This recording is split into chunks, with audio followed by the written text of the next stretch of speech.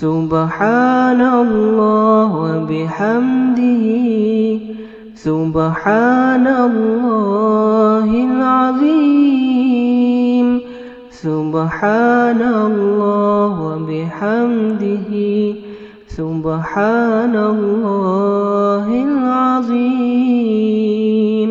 رمضان المبارک رمضان المبارک کی نورانی اور پاکیزہ ساعتیں عالم افق پر سایہ فگن ہیں۔ رحمتوں اور برکتوں کا نزول بے حد و حساب جاری ہے۔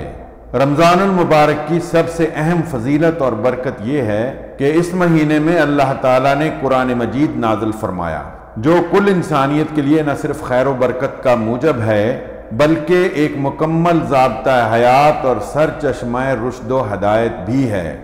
آسمانوں کے دروازے کھول دیے گئے ہیں، جہنم کے دروازے بند کر دیے گئے ہیں اور شیطان زنجیروں میں جکڑ دیے گئے ہیں۔ اللہ تعالیٰ پکار رہا ہے، دوڑو اس کی رحمت اور مغفرت کی طرف، توبہ کر لو۔ بسم اللہ الرحمن الرحیم، الحمد للہ رب العالمین، والصلاة والسلام علی اشرف المرسلین، نبینا و سیدنا محمد وعلی آلہ و اصحابہ اجمعین۔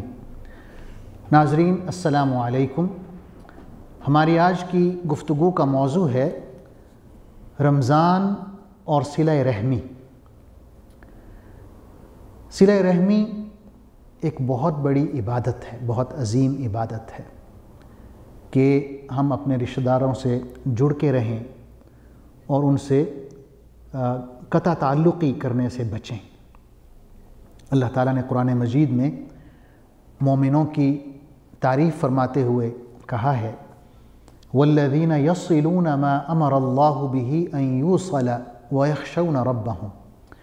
یہ وہ لوگ ہیں کہ ان رشتوں کو جوڑتے ہیں جن کے جوڑنے کا اللہ نے انہیں حکم دیا ہے، اور یہ اپنے پروردگار سے ڈرتے ہیں۔ حدیث میں ہم پڑھتے ہیں کہ رسول اللہ صلی اللہ علیہ وسلم نے فرمایا ہے لا يدخل الجنة قاطع الرحم، کہ وہ شخص جو قطع رحمی کا مرتکب ہوتا ہے وہ جنت میں داخل نہیں ہوگا۔ اسی طرح ایک حدیث میں آپ صلی اللہ علیہ وسلم نے ایک خوبصورت واقعہ بیان فرمایا ہے، وہ یہ ہے کہ جب اللہ تعالیٰ نے تمام کائنات کو پیدا کر لیا تو یہ جو رحم ہے یہ انسانی شکل میں آئی اور اللہ تعالیٰ کے عرش سے چمٹ گئی اور کہنے لگی کہ اے اللہ، مجھے ڈر ہے کہ لوگ میرے پیدا کیے ہوئے رشتوں کو توڑ دیں گے۔ یہ رحم کیا ہوتا ہے؟ رحم مادر ہم کہتے ہیں ماں کے جسم کا وہ حصہ جس میں بچہ پرورش پاتا ہے۔ تو یہ جو رحم ہے یہ انسانی شکل میں اللہ سے فریاد کر رہی ہے۔ تو اللہ تعالیٰ نے کہا کہ کیا تم اس بات پہ راضی نہیں ہو کہ میں اس شخص سے جڑ جاؤں جو تم سے جڑ جائے، یعنی صلہ رحمی کرے، اور میں بھی اس شخص سے اپنا تعلق توڑ لوں جو تم سے اپنا تعلق توڑے، یعنی قطع رحمی کرے۔ تو اس نے کہا کہ یا اللہ میں اس پہ راضی ہوں۔ تو اللہ نے فرمایا کہ یہ تمہیں آج سے یہ حق دیا جاتا ہے، یہ اعزاز دیا جاتا ہے کہ جو شخص بھی صلہ رحمی کرے گا، تم سے جڑے گا، میں اس سے جڑ جاؤں گا، اور جو شخص بھی قطع رحمی کرے گا، تم سے رشتہ توڑے گا، میں اس سے اپنا رشتہ توڑ لوں گا۔ پھر حضور صلی اللہ علیہ وسلم نے صلہ رحمی کی ایک وضاحت فرمائی ہے۔ آپ نے فرمایا ہے لیس الواصل بالمکافی، صلہ رحمی کرنے والا وہ نہیں ہے کہ یوں کرے کہ بھئی اگر اس کے ساتھ تعلق جوڑا جا رہا ہے تو بدلے میں وہ بھی تعلق جوڑے، یعنی یہ صلہ رحمی نہیں ہے، بلکہ آپ نے فرمایا کہ صلہ رحمی یہ ہے کہ اگر آپ کے رشتہ دار جو ہیں آپ سے تعلق توڑتے بھی ہیں تب بھی آپ ان سے تعلق جوڑنے کی کوشش کریں، یعنی آپ مسلسل تعلق جوڑنے کی کوشش کرتے رہیں، بے شک جواب میں آپ کے جو رشتہ دار ہیں وہ آپ سے تعلق توڑنے کی ہی کیوں نہ کوشش کر رہے ہوں۔ تو یہ ایک حکم ہے۔ اسی طرح آپ صلی اللہ علیہ وسلم کا فرمان ہے ان اللہ امرنی ان اواصل من قطعنی وان اعطی من حرمنی، کہ اللہ نے مجھے حکم دیا ہے کہ کہ میں اس شخص سے رشتہ جوڑوں جو مجھ سے کٹ آف ہوتا ہے، اور میں اس شخص کو دوں جو مجھے محروم کرتا ہے، مجھے نہیں دیتا۔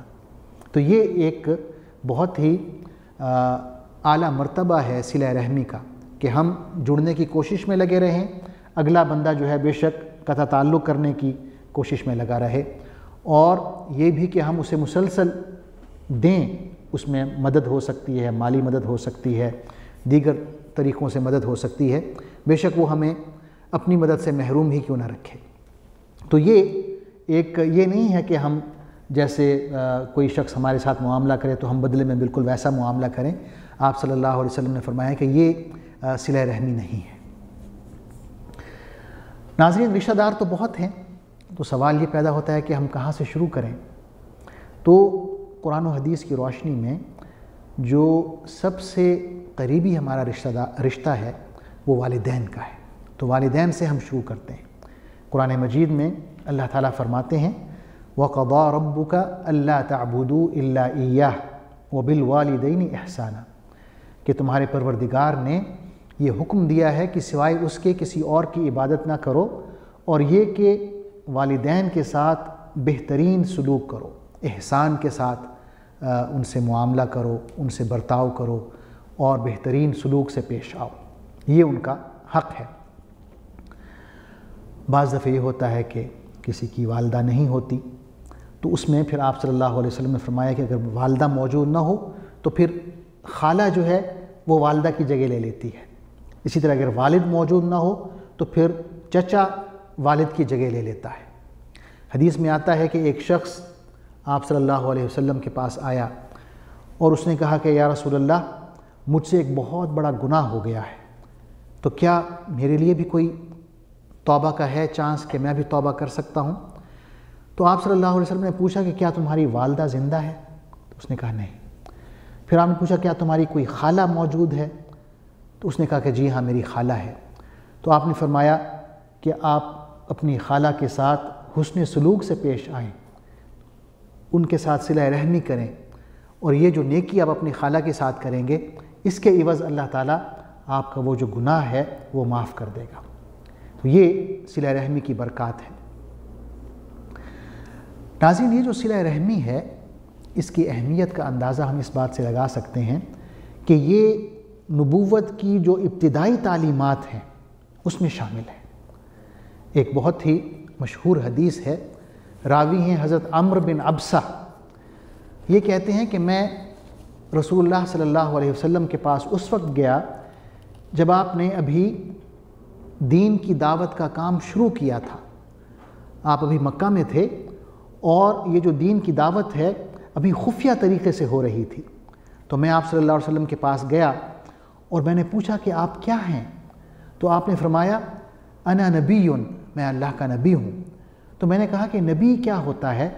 تو فرمایا انا رسول اللہ، کہ میں اللہ کا رسول ہوں، مجھے اللہ نے بھیجا ہے۔ تو کہتے ہیں میں نے پوچھا کہ اللہ نے آپ کو کیا تعلیمات دے کر بھیجا ہے؟ تو آپ صلی اللہ علیہ وسلم نے فرمایا قال بأن يعبد الله وتكسر الأوثان وتوصل الأرحام بالبر والصلة، کہ مجھے اللہ نے یہ تعلیمات دے کر بھیجا ہے کہ صرف اور صرف اللہ کی عبادت کی جائے، بتوں کو توڑ دیا جائے، اور نیکی کے ساتھ صلہ رحمی کی جائے۔ یعنی یہ جو صلہ رحمی ہے یہ توحید کے بعد آ رہی ہے، پہلے توحید کا ذکر ہے اور شرک کی نفی ہے، اس کے فوراً بعد حضور اکرم صلی اللہ علیہ وسلم نے صلہ رحمی کا ذکر کیا ہے۔ تو ناظرین، رمضان المبارک ایک بہت ہی اچھا موقع ہے کہ ہم اپنے ناراض رشتہ داروں کو منائیں، عید الفطر کے موقع پر انہیں ہم تحفے بھیجیں تاکہ یہ دل کی جو کدورتیں ہیں، نفرتیں ہیں، جو غصہ ہے یہ ختم ہو، کیونکہ آپ صلی اللہ علیہ وسلم کا یہ بھی فرمان ہے تحادو تحابو، کہ آپ ایک دوسرے کو تحفے دیں، ہدیے دیں، اس سے آپ کے دلوں میں محبت بڑھے گی اور نفرت جو ہے وہ ختم ہو جائے گی، ناراضگی ختم ہو جائے گی۔ اللہ تعالیٰ سے دعا ہے کہ رمضان المبارک کا یہ موقع جو ہے اسے ہم ہاتھ سے نہ جانے دیں، اور اس موقع کو غنیمت جانتے ہوئے ہم صلہ رحمی کریں، اور وہ رشتہ دار جو ہم سے ناراض بیٹھے ہوئے ہیں انہیں منانے کی کوشش کریں۔ بہت بہت شکریہ۔ والسلام علیکم ورحمۃ اللہ وبرکاتہ۔ اللہم صلی علی سیدنا محمد وعلی آلہ وصحبہ وسلم۔ اللہم صلی علی سیدنا محمد